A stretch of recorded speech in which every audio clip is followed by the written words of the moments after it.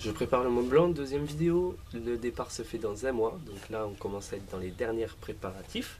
Je vais vous montrer aujourd'hui les vêtements que j'utiliserai pour l'ascension uniquement. Je ne vais pas vous parler d'échange, je ne vais pas rester que sur les vêtements que je porterai.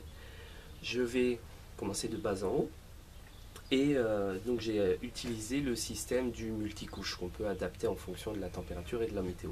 Voilà, donc je vous présente l'équipement complet si c'est vraiment le temps le plus pourri. Voilà. Alors on va commencer par les chaussures.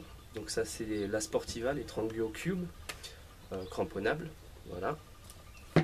Ensuite on a une paire de chaussettes chaudes. C'est des Ice Peak en laine mérinos, donc très chaude. Un caleçon en windstopper. Ensuite un caleçon long haut de l'eau qui tient chaud aussi pour la respirabilité. Pour la chaleur, un Smartwool en 200. C'est un caleçon en laine.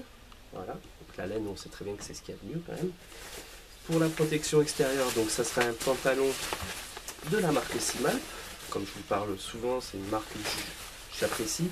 J'ai un très bon rapport avec le service commercial parce que ça fait ça fait un moment que j'ai leurs vêtements.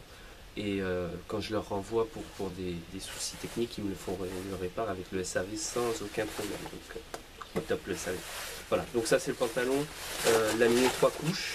Voilà, ça ressemble à ça à l'intérieur, comme du Gore-Tex. C'est exactement le même principe. Voilà. Ensuite, donc ça c'était pour le bas. Pour le haut, même principe, système de multicouche. Haut de l'eau. Voilà. Warm.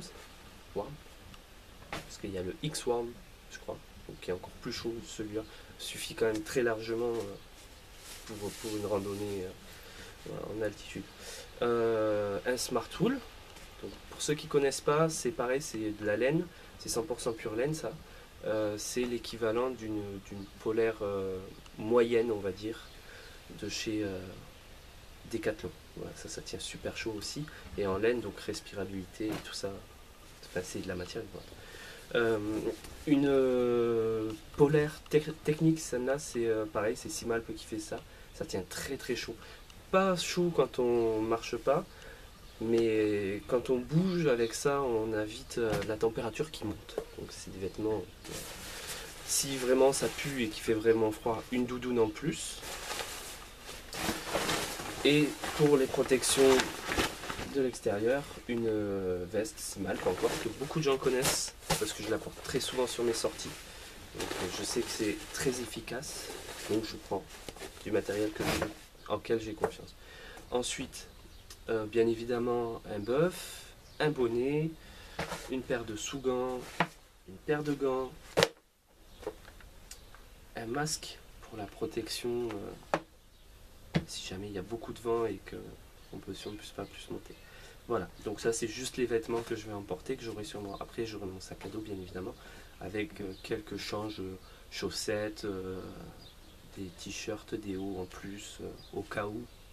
On ne sait jamais si pendant la montée on se trempe et que les vêtements sont mouillés, il faut repartir le lendemain matin, enfin dans la nuit, parce que le départ se fait vers minuit ou 1h du matin, au sec. Voilà.